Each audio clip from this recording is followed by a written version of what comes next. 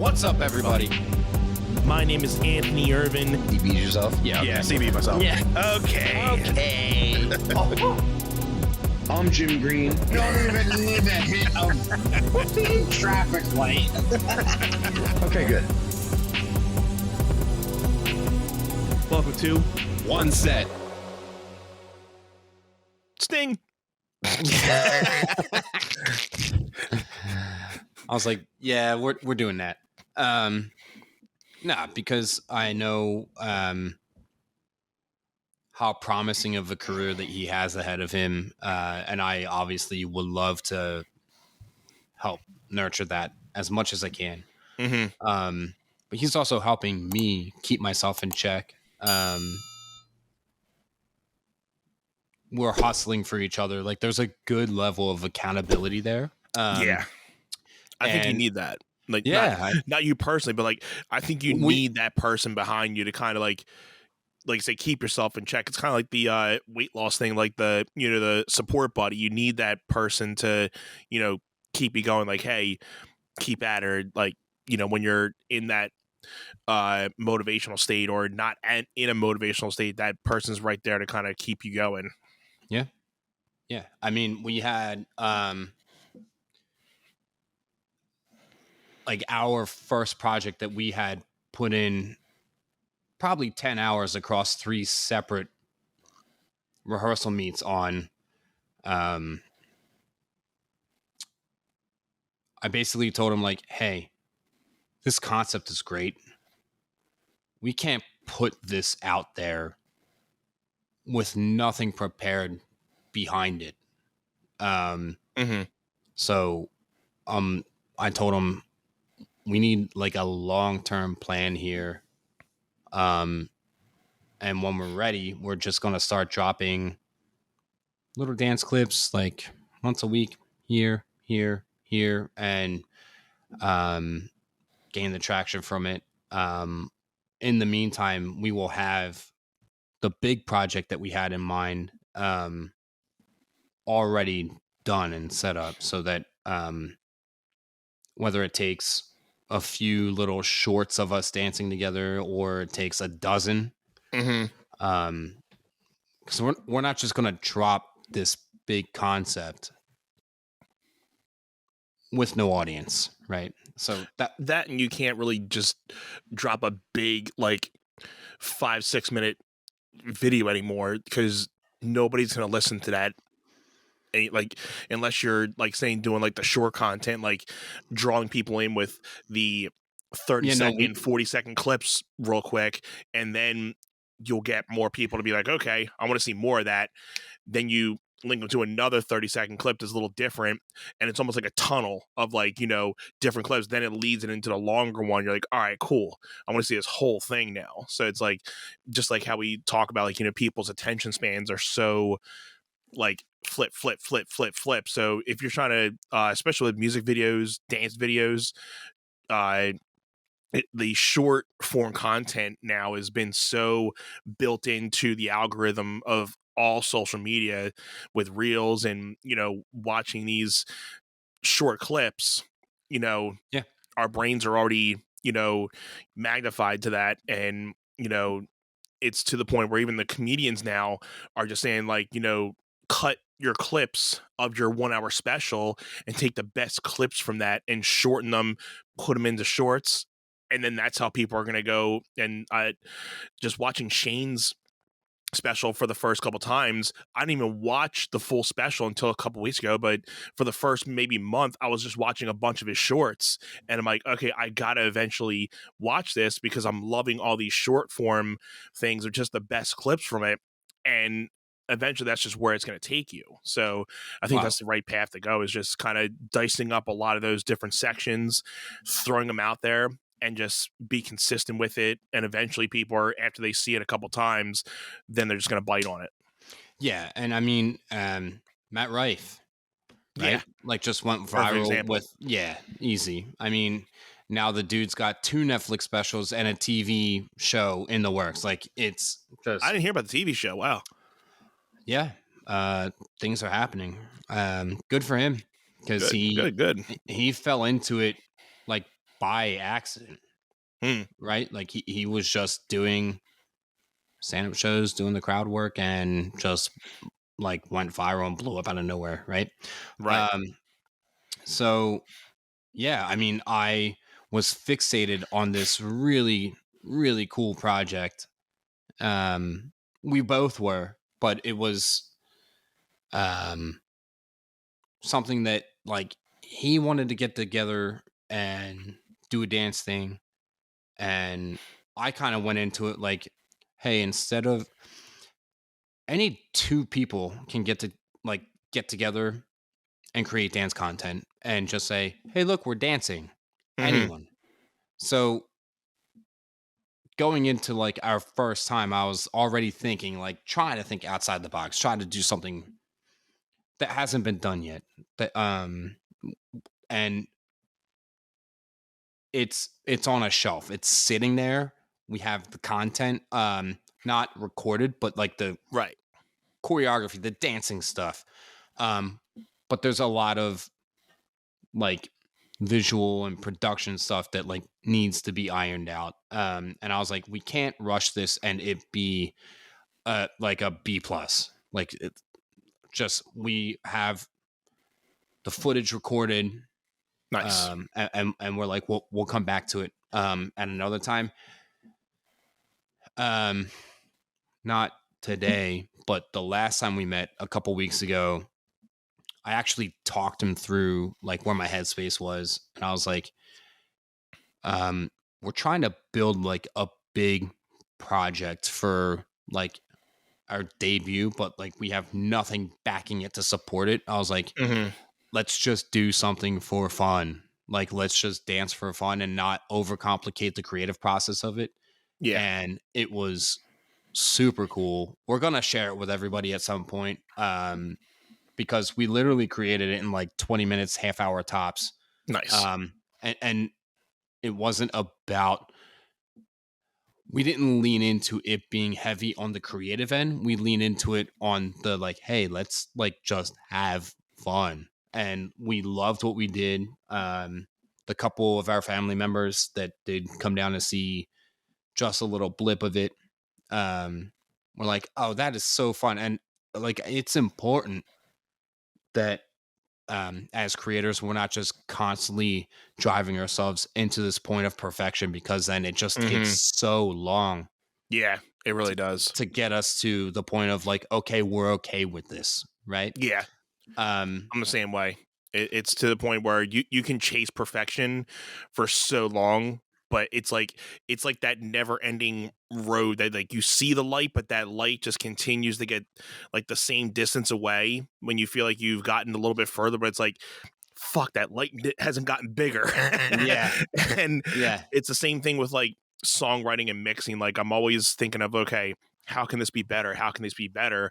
But it's more of like, just try to make it the best you can in the moment, and the song that try to make the song the best you can in the moment, get it out there, and then learn from maybe what you didn't do or what you could have done better and adapt that to your next one. So then by the time you've done your 10 or 20th thing, it's going to be better than that first one by far, because sure, you've done the prep and you've done the things, and it's just it's better, it's been better for me than trying to make one thing like 100% perfect, just trying to like, okay, there has to be an end point on this, and then yeah, move on to the next one, instead of trying to think of like, okay, this could be better, I know this could be better, and then you never get to an end point because you're always thinking, how can I improve this? Where you can just end it, get it the best you can, and feel comfortable with it, end it, move on to the next one, and be like, okay, I know there's something I probably could have added in that one, I'm going to make sure I put that into this, and then do the same thing over. What can I make better in here? Find that comfortability, move on to the next one. So, right. And I mean, like you play shows, like you are playing venues and you're producing music, but like, yeah, how often are you picking up the guitar and just playing for you yourself, like for funsies? exactly. It was It's like last week, actually, and It was a lot of funsies, I'll say, because it was to the point where I was able to just um, pick up the guitar, and I mean, I can say because I've already posted online. I was casted in a movie last week for the Delco movie. We had Chris Domenico on the podcast a couple months back, and he asked me to be in the movie playing a guitarist in the worship band. So I've never been in a worship band before, so I was trying to figure out different guitar tones and different uh, things to implement into it. So I was just fiddling around with my amp simulator, different guitar effects, and again, I was just in my zone of like, okay, this is fun, like not practicing, but just kind of like just being in the presence of guitar and like create like a creative process and just playing for yourself. So it was a cool type of thing I don't really get to do, just play around with effects and just,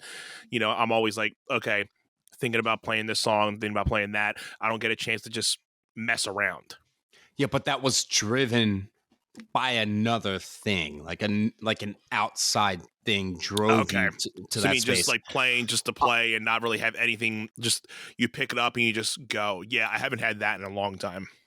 Yeah, and realistically, I think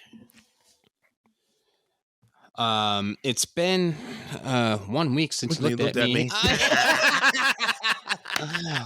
Yeah, we both knew that was coming. Yep, We both knew.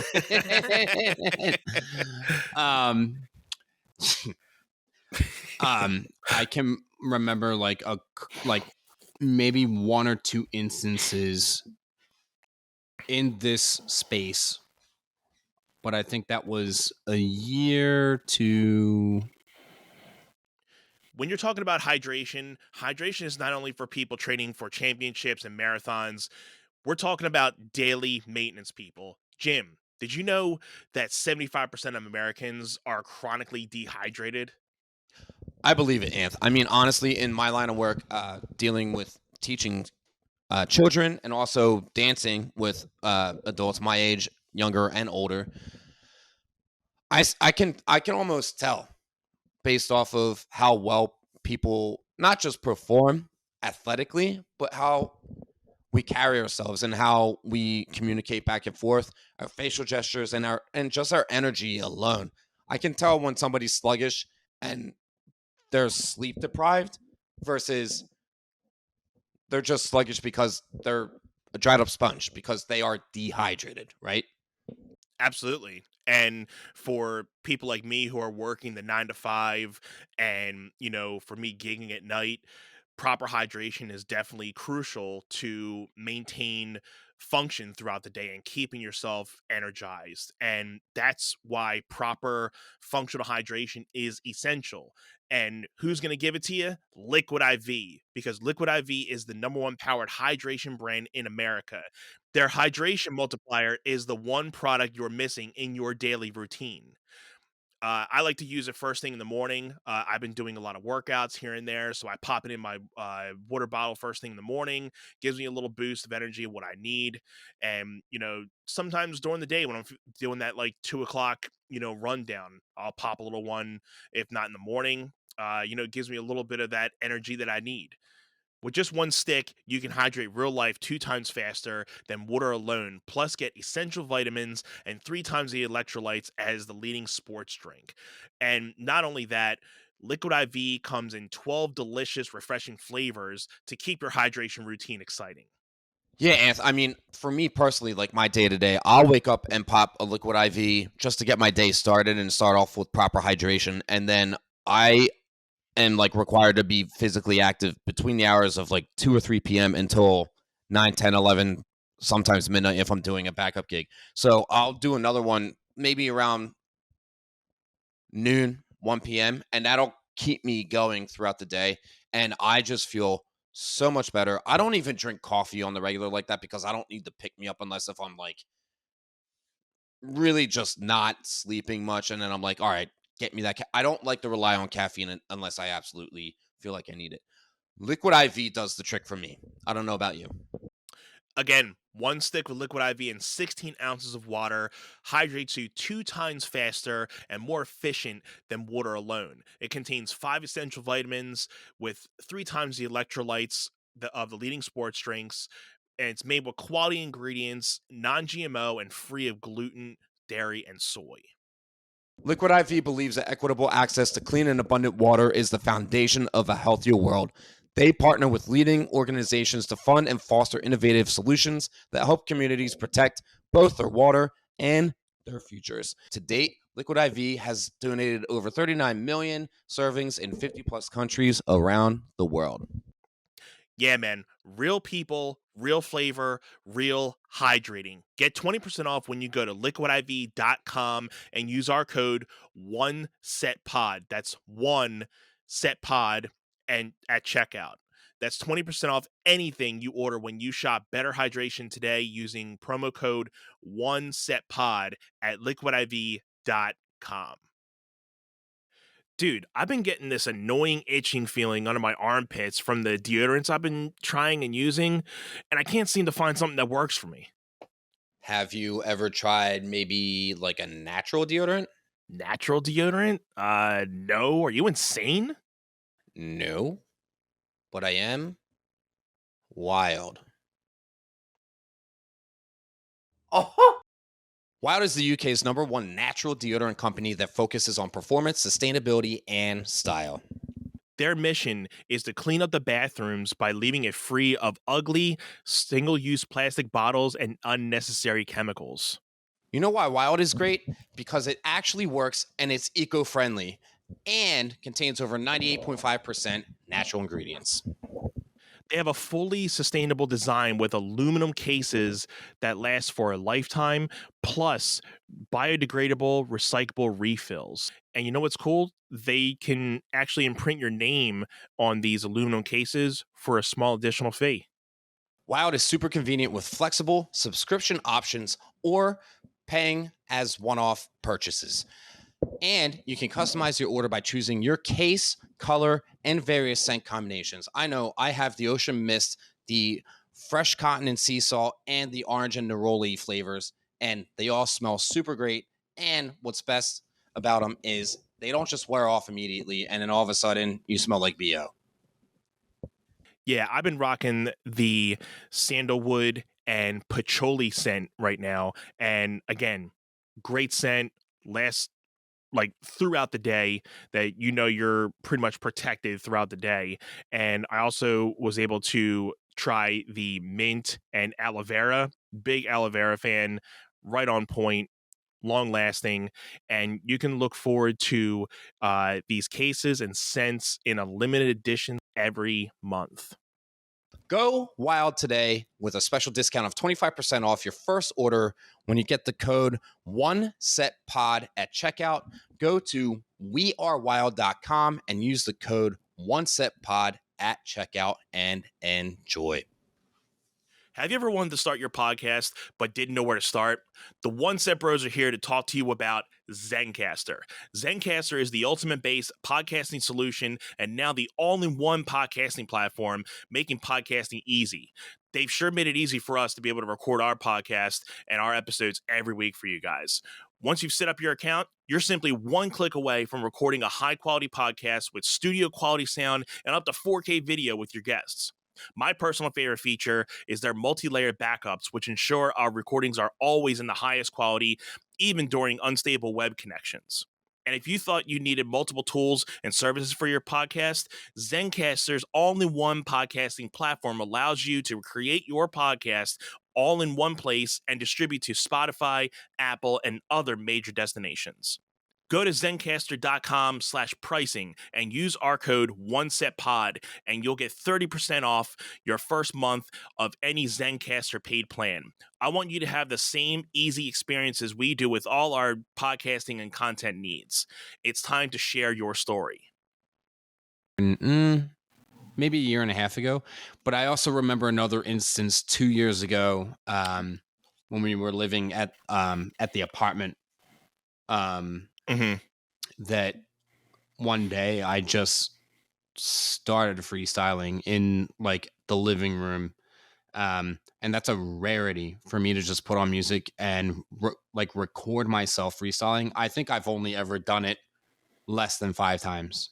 And some people would say, oh, geez, you should be doing that all of the time so you can assess how you react to music. And I think a part of me is just like, I don't want to dictate how I interpret music based off of what it looks like for the sake of popularity. Like maybe for myself personally, I could watch myself and be like, oh, well, that was really good, and it would help my self-esteem and confidence. Yeah. So that I would take more risks at doing something, like take other chances outside of the box even more so. But yeah, there have been plenty of people that are like, oh, I record myself freestyle and improv all the time. And I'm like, I like never do. I never do, because I just think that based on what's going on in my world, like around me, is going to help dictate how I interpret music, because it's going to hit my emotions differently, whether it was 6 days ago, 6 weeks ago, 6 months ago, 6 years ago, right? Because we're different people in those eras of time. Yeah. Right. So, inspiration comes in many ways in different times. And, I'm trying to get back the feeling that I had a couple weeks ago on working on something that I was, just kind of fiddling with in my like studio background on this little project, because I was listening to a couple different pieces of music and just something popped in my head. I'm like, oh, okay, I want to write something based a little something on that. I think I showed you a clip of it, and I'm like, all right, let me just roll with this. And then I started having these other ideas. So then I'm like, all right, save this, add a new file, add like a new beat to this. And I was trying to do a little bit of that as well. So, but then when you get out of that inspiration and try to go back to it, you don't feel the same way about it. So, because if you don't get everything out that you have in your head at that time, and you try to feel like, okay, well, I'll just put it down. I'll put it in and get back to it tomorrow. You're not going to get the same inspiration or same concentration than you were in that moment. I'm sure you can understand, like if you're working on a piece, but you want to just get whatever's, in your head down, you can't stop until you get that down. If you say like, oh, well, I like where I'm at here, I'll get back to it tomorrow. You may not be in that same headspace tomorrow, and you're just going to forget whatever you got. So you're like, I just lost it now. Absolutely not. We were just talking earlier about how we collaborated on creating a certain amount of content, and it was more so as we got through the first 8 count, 2 8 counts, we were 7 seconds in, 15 seconds in. Instead of stopping to go back to polish us along the way to make sure that he and I were like synced up with each other and tuned in together. Yeah. We were both on a roll creatively, and it was just like, okay, ride the wave. Let's just get this moving, rather than, okay, let's go back and make sure that like this is perfect before we go on to the next thing. It's like, no, if we're on a creative wave, keep going. Yeah. Log it, document it, save it, back it up. And then, I realized the headspace that we were in then, we will be in mildly different headspaces the next time we revisit the content. But it's also like, hey, get your head in the game, get focused in. And then it's like, hey, this has a lot of potential. And then it's go to work time. Right. Right. And the only like saving grace we have in this day and age is obviously this thing right here, because you can just save, if like for me, if I have a melody or like a lyric or something, and again, if I have to, get up, go to work the next day and it's already been late, and I gotta be like, okay, well, I gotta go to bed. I don't want to get up out of my seat. I want to finish this, but hey, let me throw a lyric that I've been working on in the phone. Let me write down a beat or a melody just so I don't forget it. If I can't physically record it at that moment, I'll put something in my phone just to remember, and maybe it'll help spark back up that same inspiration that I had. And that's the only like little saving grace you can have as a tool to, keep yourself in that type of zone. But again, it doesn't usually work the same every time, but it's a good tool to have for sure. Well, and the absolute argument for that is all of the artists back in the day that didn't have this as like a saving grace. Yeah. It all lived here. Mm-hmm. Right. Like, and that's where like I grew up learning how to dance in a time where you showed up to class, you learned choreography, and you were expected to come in the next time remembering your stuff. Mm-hmm. Without phones, without recording. Now, granted, I got to 6th grade, and the choreographer that did my solo, like my competitive solo that year, was outsourced from New York, and he came in and taught it to me. I think it was 2 hours on a Saturday and 2 hours on a Sunday. Piece was done, and was it 2 separate days? It might have been 1 day and 3 hours when I was in 6th grade. But at any rate, I studied the tape when it was done. Like I went home. We had one of those video cameras where it was like the mini cassette, and then you put the mini cassette in like the cassette adapter that you can put into your VCR. Mm-hmm. And I just studied it for like 4 hours the night after it was done. And then I went back in the studio the next day and I knew it top to bottom because I practiced. But that was the first time that I ever witnessed like, recording rehearsal content and going home and practicing it. That worked for, having an outside choreographer come into the studio and you get 2 sessions in a weekend with them and then they're gone. You don't see them the rest of the season. Yeah. Every other routine that I learned growing up, if it wasn't that specific scenario or something similar to that scenario, it was, here's content, go home and practice, come back next week and know your stuff.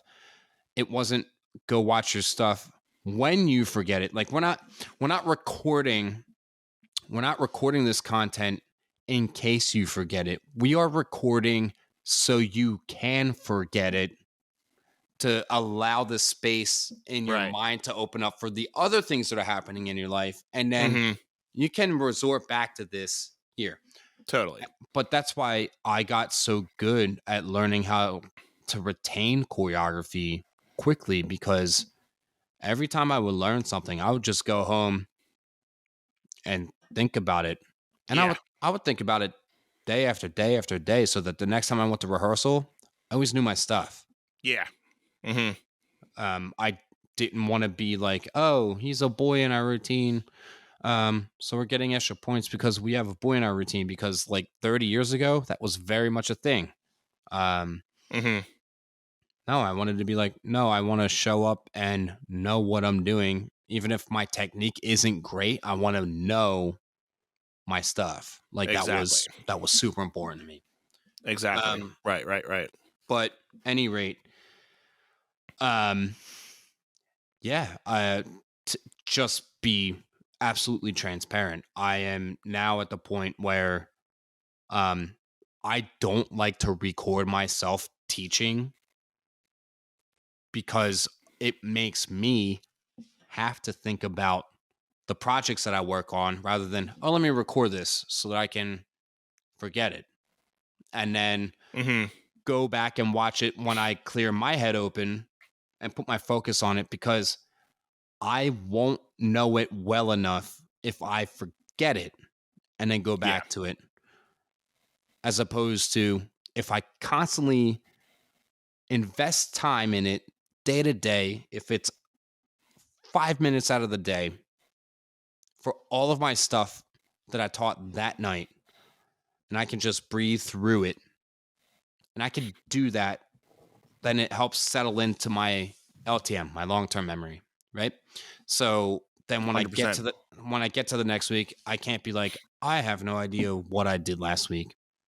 I can't say that it is applicable 100% across all of my years of teaching. There have definitely been some times where I would add on like a little bit. Yeah.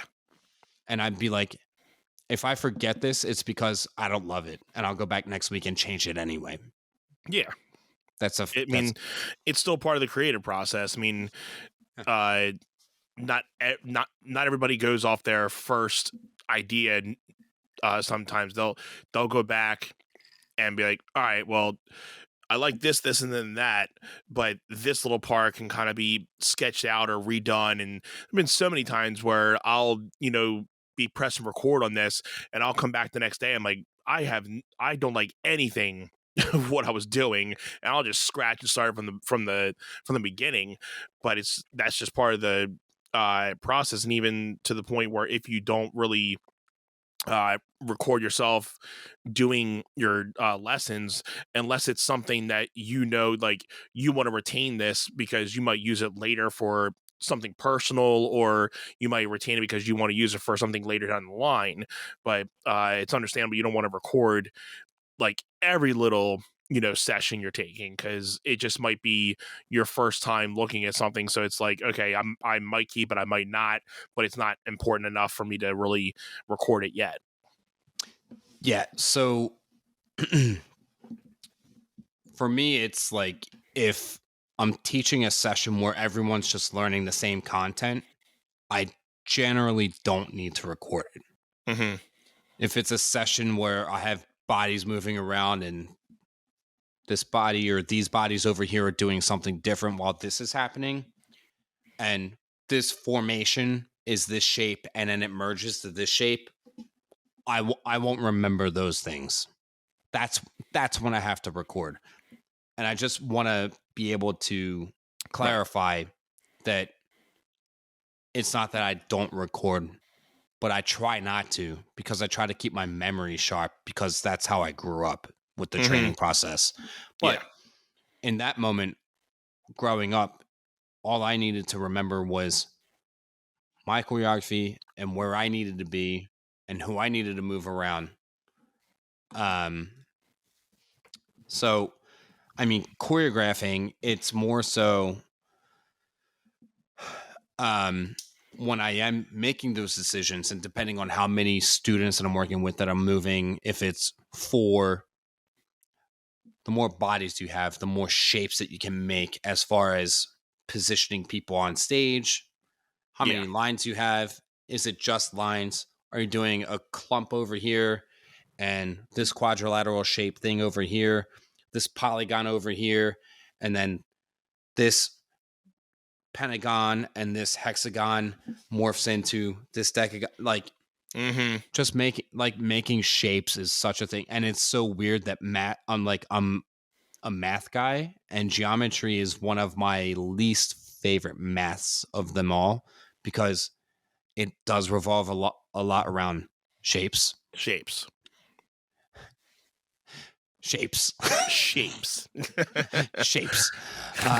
As Dane Cook would say, right? Shapes. Shapes. An amoeba of some sort, right? Yeah. But yeah, I think as an artist, and working in the dance field, I don't utilize geometry and trying to create common shapes that everyone would know specifically. Like, I actually try to be more artistic if possible. Mm-hmm. There are certain, like when I create intricate lines, like, I'll do something like this and say, oh yeah, y equals x in the first quadrant, like, 45-degree angle, and the kids Mm-hmm. freaking hate it. I know that's not the first time I say it. But I'll do this, like if it's teenagers and it's like mostly high school students, I'll be like, y equals x, y equals negative x. Oh, look at this, 180. And I'll bring the math into it, and they'll chuckle, and then I'll, every once in a while, get a student that's just like, can you leave the math out of it? Honestly, like I get enough of it Monday through From Friday. school. Yeah. And then I'm just like, hey, I'm You sorry. take it from me or not? And then I ask, said student, like, okay, what's your favorite subject in school, so that I can help relate that subject to what I'm teaching. And they're like, lunch. And I'm like, okay, well, if you like food, work really hard in here so that you can go appreciate your dinner better. Yes. Oh, bye. No, Kids. I've actually never said that to a student ever. I don't talk about the students and their food stuff unless it's, oh, do you feel tired, dizzy, and stuff? Like, did you consume enough good calories to make you feel good? Like, I'm very delicate about it. Mm-hmm. But at any rate, yeah, so it is really cool to be able to get to work with my cousin Matt, and just knowing where he is at in his life, age wise, and all the things that he aspires to do. And I'm trying to help him navigate not moving too quickly and jump into avenues that he shouldn't too early on, but also not encourage him to like stay super refined and just like stay safe about it, because like he is taking risks and it's good. So it's really cool to watch him moving around that spectrum. And I am excited once he does get on here, which is coming up in the next month or two. Yeah, I'm looking forward to it because I know he's been really looking forward to getting on with us. So that'll be a fun episode. Yeah, and it's something where like we've been trying to coordinate times to record this, but we're also trying to meet to pursue this like new venture that he and I are on. So we're trying to get, I think right now we have like 3 or 4 ongoing like projects that are sitting on the shelf, which is really cool. But we're coming up to a point where it's like, okay, we have enough content where it's like, okay, we need to go back and refine this stuff and then start recording it so that it's actually ready for publishing. Because right now we just have like a plethora of ideas documented sitting on the shelf. And I think we're just going to keep piling it on, which I'm super stoked for. But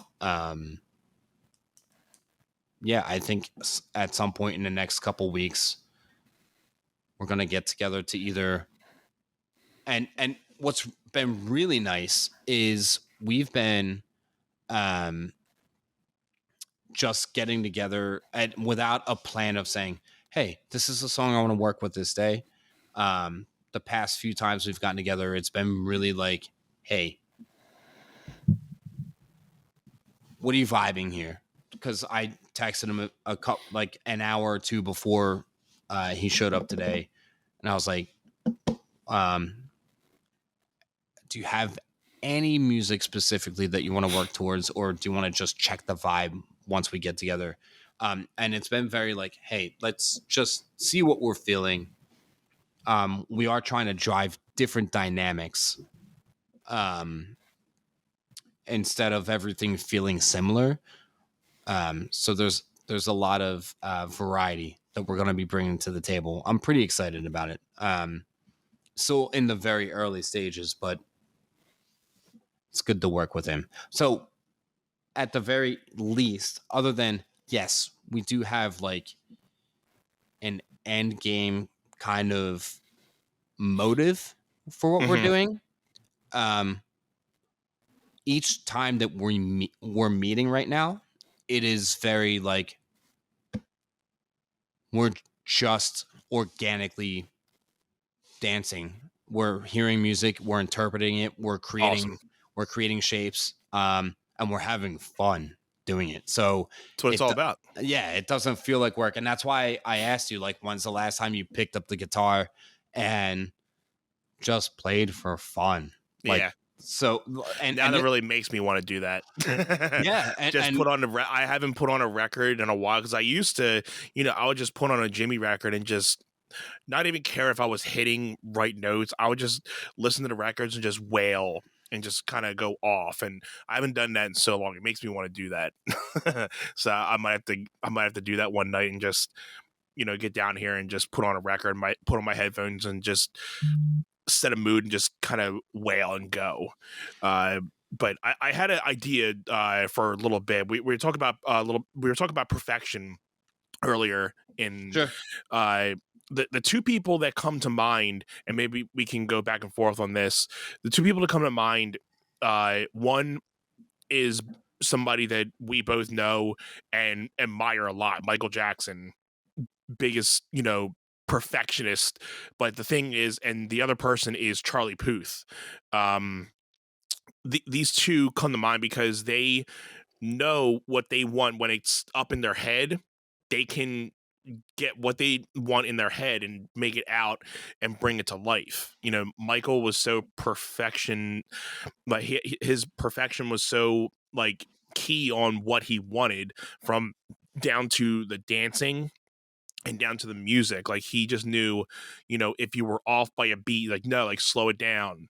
Like, you can see it in, like, This Is It. Like, he was basically telling the band, like, hey, like, da, da, da, da, da, da, and it was, if you were off by a beat or two, he's like, no, like, you follow my, like, little nuances. And then same with the dancing, like, you're watching me watching this, like, it all has to flow. And then with Charlie Puth, they say with Charlie Puth, he has that like perfect pitch. So it's to the point where he can just, listen to a sound and he can reenact it like right then and there. I'll have to show you the video. He was on Fallon doing it. It's quite like a genius level of being able to have like a pitch perfect, mindset.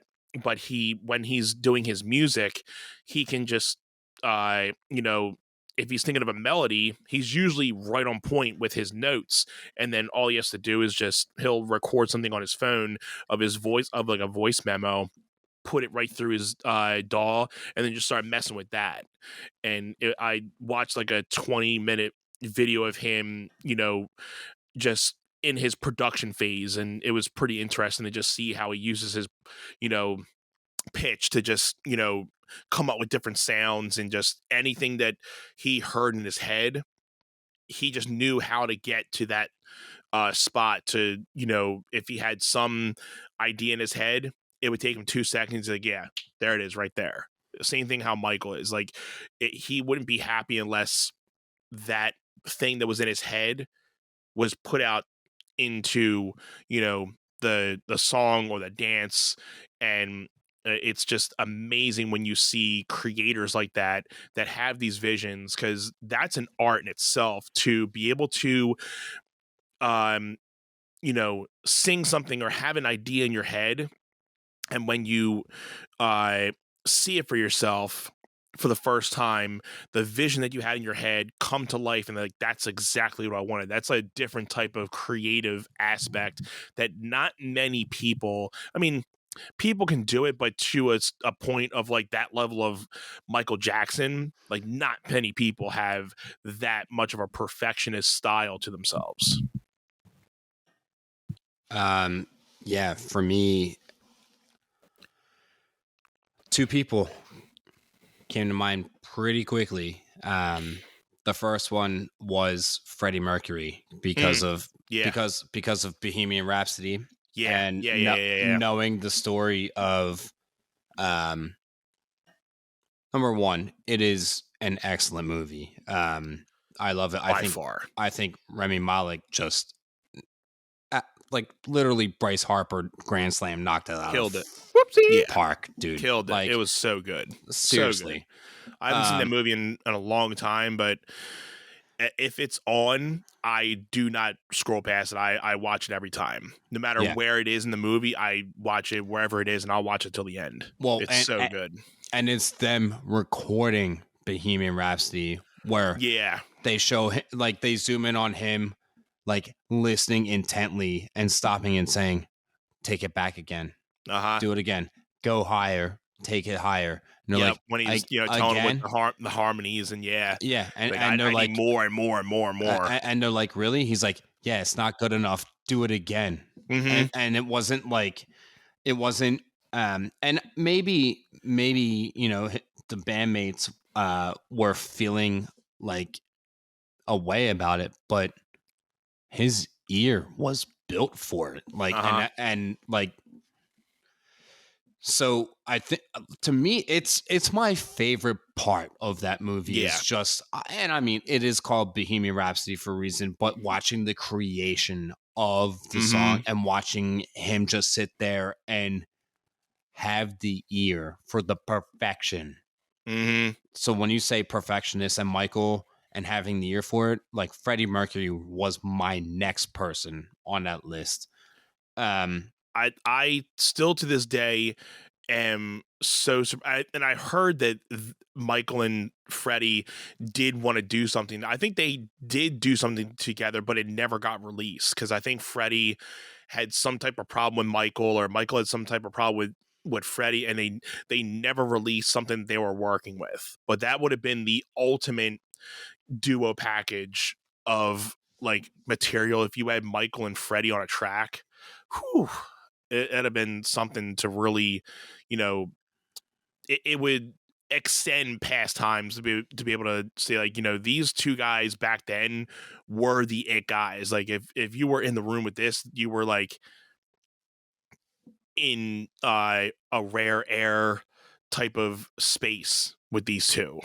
And going to that scene in Bohemian Rhapsody, the thing that also makes it interesting is back then, they were working with analog tape, and you only had so much tape to work with.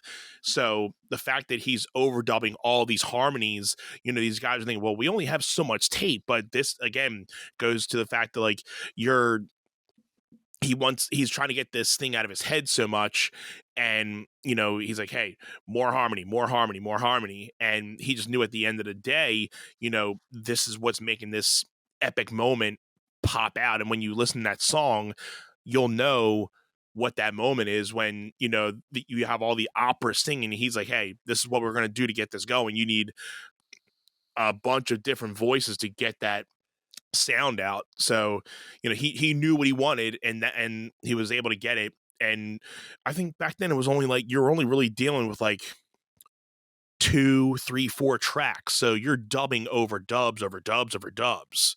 So it's insane what they did with small amount of tracks, where today artists are dealing with like 90 tracks, or you're like unlimited amount of tracks, where back then in the 60s and 70s guys were recording and they only had like 2, 3, 4 tracks. Then they came out with 8 tracks, and they thought that was amazing. So it's crazy how the recording and production process has changed, and you're so unlimited to the amount of things you can do today from what you were able to do back in the 60s and 70s.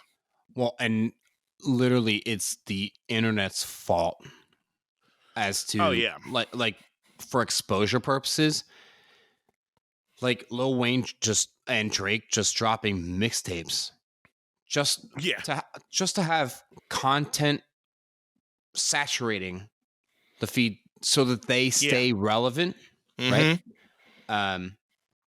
I think like the Jay-Z era of hip hop was like the last time frame where it was like, okay, we can release an album and take a couple years off and it's cool.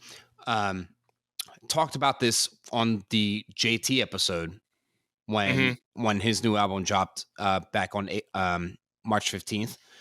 Back in the day, someone could release an album and Yeah. they're they're good. You're good They're, for a little bit. they're good for a Mhm. little bit. They can literally go on vacation. Mhm. That's not really it anymore. I mean, Especially for new artists, you can't just think an album and like, okay, good, people are gonna listen. Like I to this day, the album or the EP that I did, the 5 songs, I released all 5 at them at one time. Where now, if I knew what I knew today, I would have elongated that and taken like one song a month and pushed that out each song, giving it its own little, push, and then release the EP later. But again, my uh, eagerness to get things out right away took a hold of me. I'm like, hey, no, I want this out because I want people to listen to it. But if I were to change something, knowing how the industry is now with singles and releasing stuff every 4 to 6 weeks, I and, would and, have by, just done that. and, and by the way, this is an exclusive. You heard it first here. Anthony, like, disclosing, like, hey, if I could go back and like, hindsight's always 2020, right? You Yeah. look back and there are dozens of things that I look back and I'm like, oh, if I did this a little differently, it's a butterfly effect, right? Yeah, Like, it absolutely. absolutely, right? Um,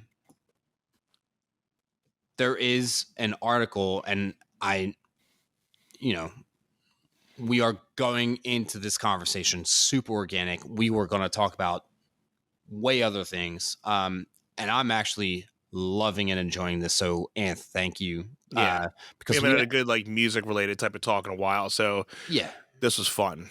yeah. The title of the article is Michael Jackson and Freddie Mercury, the surprising reason they never released their duets. The musicians recorded 3 songs together during their the height of their careers, Yeah. only for the collaborations to be shelved. And I gotta tell you, I do have one specific project that I was collaborating with one of my best friends at the time. And we were doing something that was incredibly unique.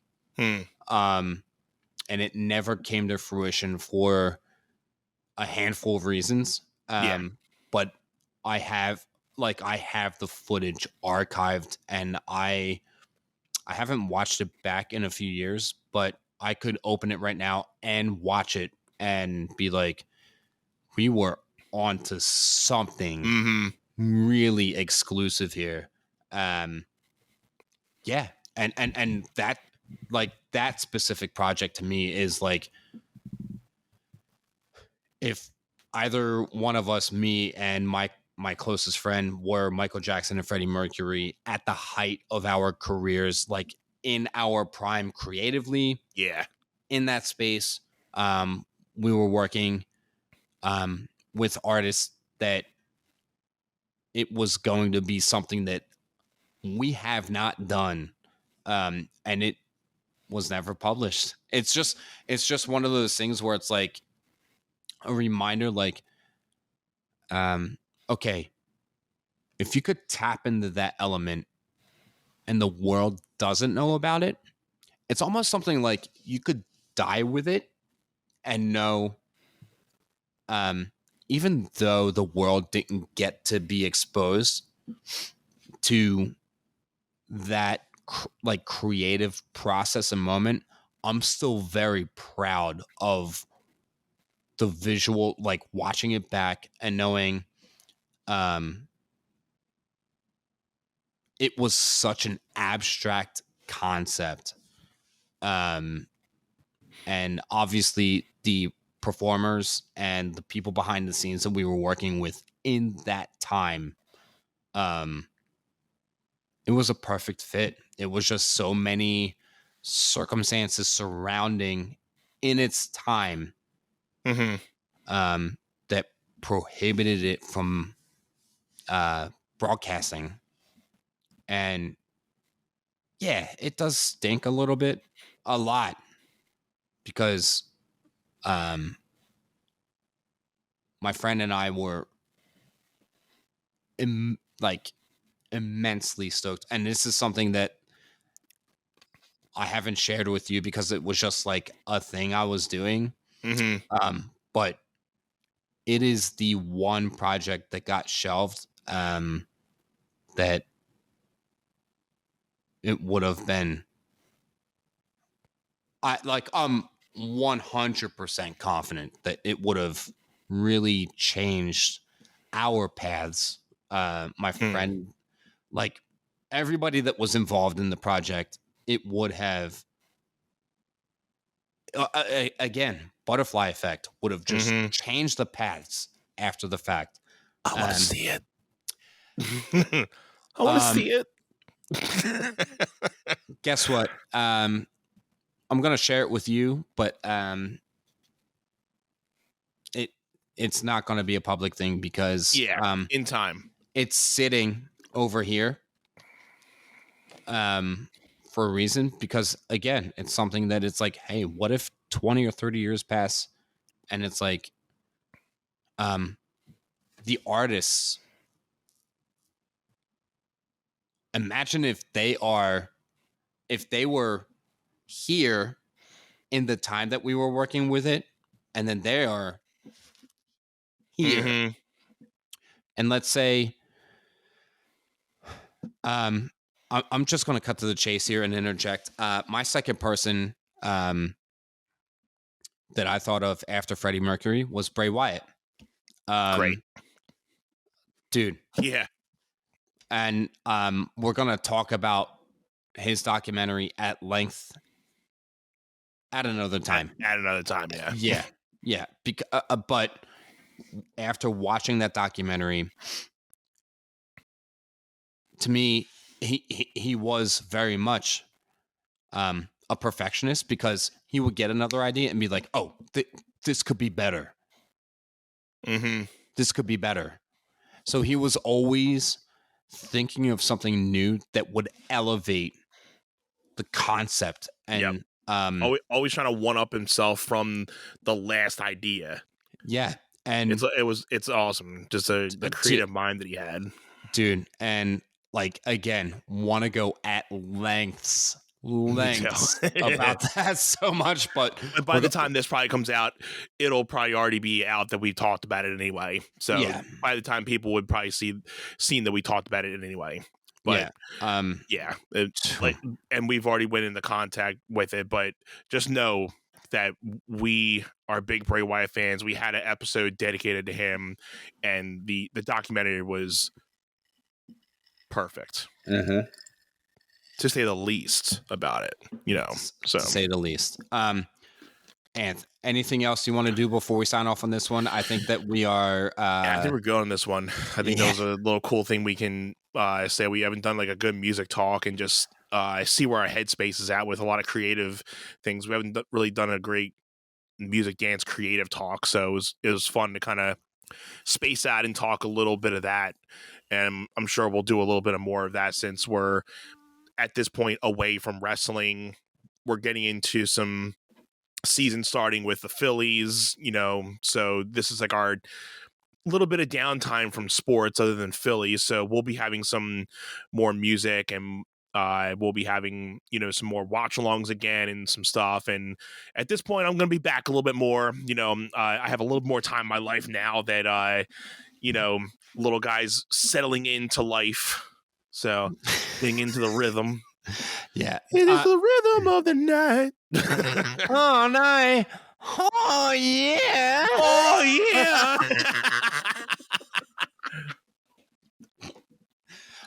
Anth, just wanted to thank you because it's so weird.